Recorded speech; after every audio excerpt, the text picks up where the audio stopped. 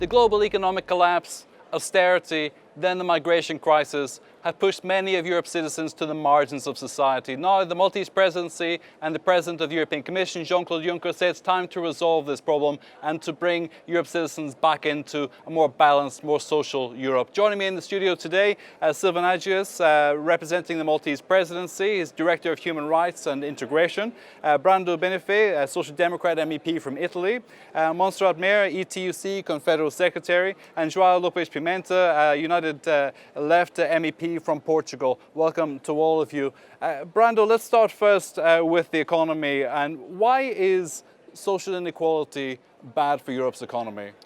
Well, I think it's quite intuitive.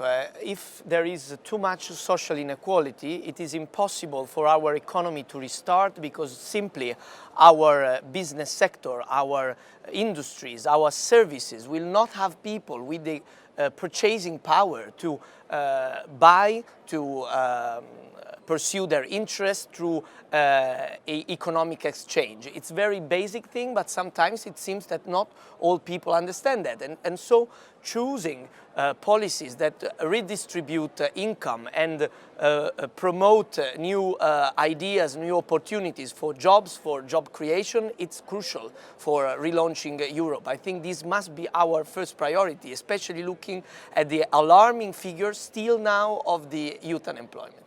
Montserrat, persisting with policies which promote inequality, how does Europe ever recover its economic status if that is allowed to continue? From the trade union perspective, we think that continuing with the idea that my colleague presents, that it's better to anticipate, because if we continue with these austerity policies that are producing an enormous number of poverty, we will create more problems that we will solution, because the aim of the austerity is to put the accounts in a balanced way, but we are unbalancing the society. We are creating inequality, and if the prosperity that policymakers are saying that begins to change, if the economy is beginning to change, if it's not charted, this sensation of prosperity is not useful. Because if that not arrives to the citizens, we spend more money fighting against inequality that if we anticipate, we will not need to spend. João Pimenta, one of the long-term problems, structural problems with Europe's social structure is that women, as they retire, enter into poverty because the pension gap is so huge, particularly in some countries in Europe. Do you see that the social pillar will help redress this, and what can the Maltese presidency do to help this gender gap? You must first address what are the reasons for such a gender pension gap. And the reasons, of course, we have denouncing this, are precarious work and the increase of precarious work, the discrimination of women, namely towards maternity, the gender pay gap, which is very large. So there is a very big number of discriminations towards women that determines the gender pay gap. And it's interesting that you call about the social pillar. We have a very divergent view from the social pillar of probably from most of here on the table. Recently, the White Book on the future of the EU was brought in, namely on the economic issue. And it's funny to see that the social inequalities, the labor rights, the cohesion policies, all of this is totally absent of the priorities that are being addressed for the future. Let me bring this to Sylvan Agius. The Maltese presidency has been celebrated almost by some MEPs here that I've spoken with because of the maternity policies that you've put in place, because they see this as a good long-term structural way to rebalance the pay gap and to create a more balanced society. Yes, indeed. Malta has free childcare for working parents, so that is a recent policy measure that has given the fruits. So we've seen a rise in the number of women in the labor market, for example, and that's not only of younger women, but also older women who were previously taking care of their grandchildren, who are now rejoining the labor market. We have also pushed Council conclusions to draw attention to the need to upscale skills within the labor market from a gender perspective as well, to ensure that women can partake in spheres of employment that are of higher value, and therefore they can earn more and can be freer to participate in the economy. You deal also with human rights. Do you see this as a human rights issue or just an economic issue? Absolutely. And this is also why we're giving a lot of attention in our presidency to the fight against discrimination. It's very important for the European Union to reach an agreement to adopt the horizontal anti-discrimination directive that has been blocked in Council since 2008. We're working hard on that. We're also working to advance the European Union's ratification of the Istanbul Convention, for example. Again, another area of human rights that is often overlooked when we discuss the economy, but it does impact the economy significantly. If women and gender minorities are victims to violence, then of course they cannot go to their job and perform in the way one would expect. So of course they're falling out of the labor market possibly because of this. And also there's an economic argument to be made, but of course the central argument needs to remain the human rights aspect of these persons. Okay, Brando, human rights in terms of what we're talking about in social inclusion. Do you think that human rights are just left to the side and people focus on the economy? Of migrants, for example, how are we dealing with migrants in terms of human rights and social inclusion? I think that if we want to have a human rights approach to the issue of refugees and asylum seekers, we have to put the issue in a broader picture that is made up of the things we already heard.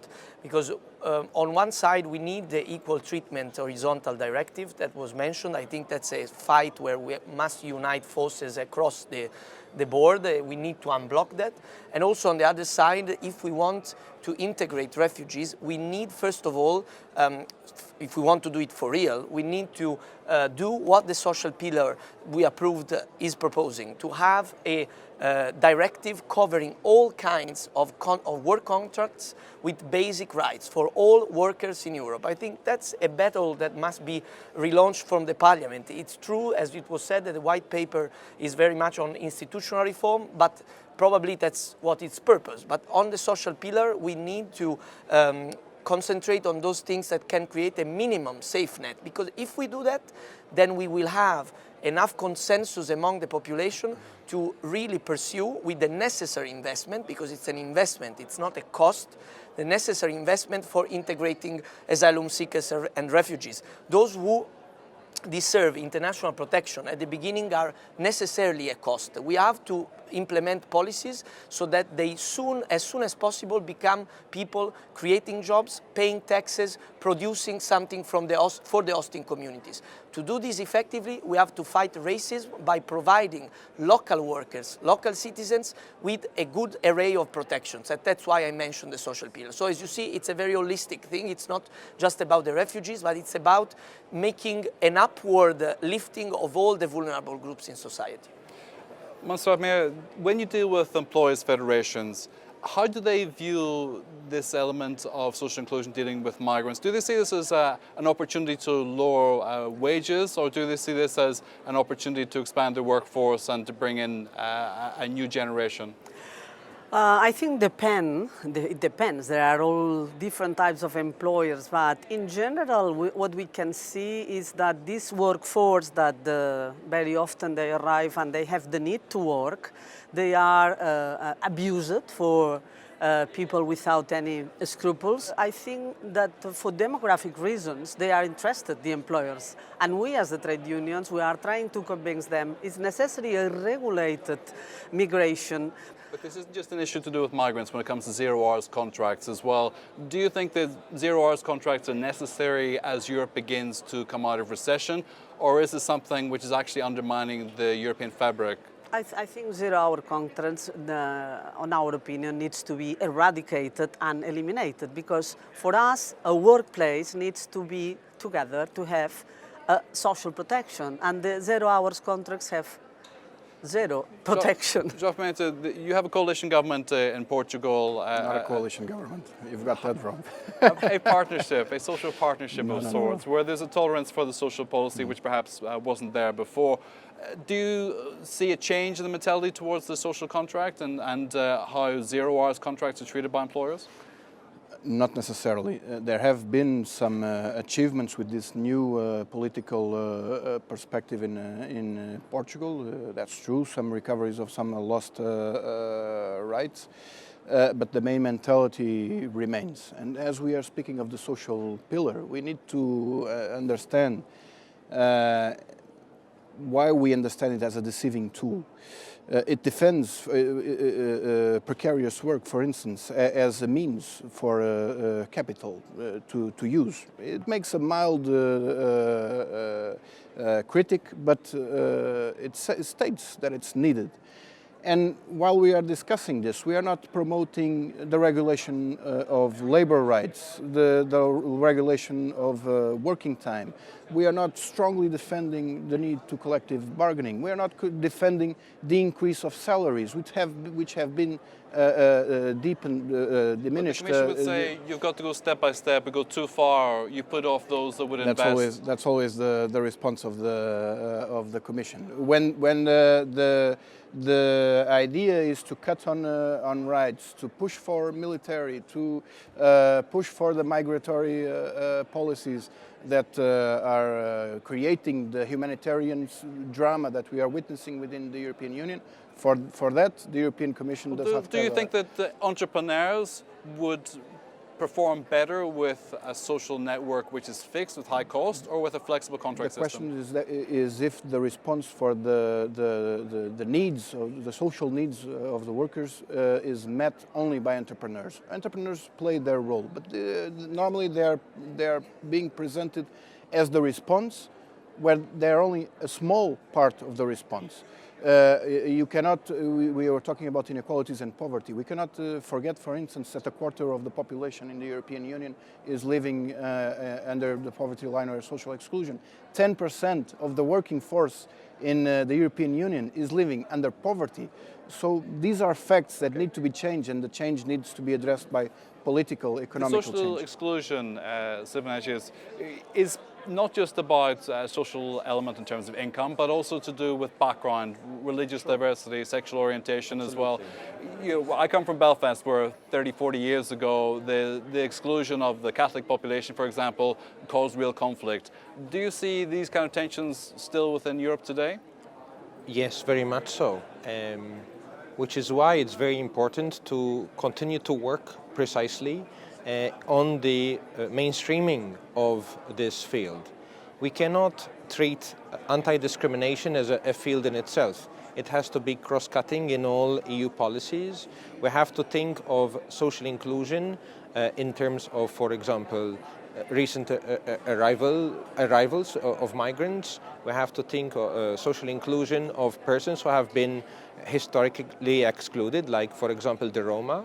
But we also need to think of social exclusion of individuals who, due to characteristics that they have towards which they've contributed nothing, they've done nothing to themselves to become the way they are, have been excluded for one reason or another from not being able to perform at their best and highest potential. The whole economy suffers ultimately when you have discrimination. So again, this is the link, I suppose, between anti-discrimination policy and economic policy. I just want to ask you about, are we just paying lip service to this in terms of discrimination policy, or are we just saying, yeah, we hear you, you're there, but really doesn't matter? No, I think it's, as I said, it's really needed to have a horizontal equal treatment directive. We have now a collection of norms on that, but we also have to do a very strong cultural effort. I think it's important that we push for inclusive education, respecting diversity, respecting, for example, the rights of people with disabilities, which are a very clear example that we could extend to many other type of vulnerable groups, including the refugees we have talked about.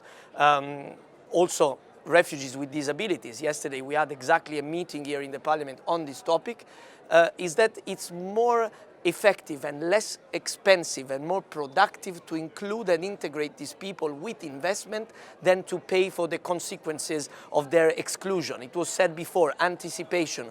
We must stop with the Europe of too late, too little. This has been the mark of the last years. In this last period, I think we are starting to see a change, but still not sufficient enough. We have to push in this way. Presidency moving forward the right direction? Yeah, I must say I think so, and there are, especially on social affairs, it has already been mentioned, the issue on the gender pay gap. I think the Maltese presidency has given some important steps forward, and I'm looking forward to continuing working with them in these months. We're out of time, that's all we've got time for today. Let me thank our panelists today, Silva Agius, Brando Benifei, João Lopes Pimenta, and Montserrat Meir also. I'm Brian Maguire.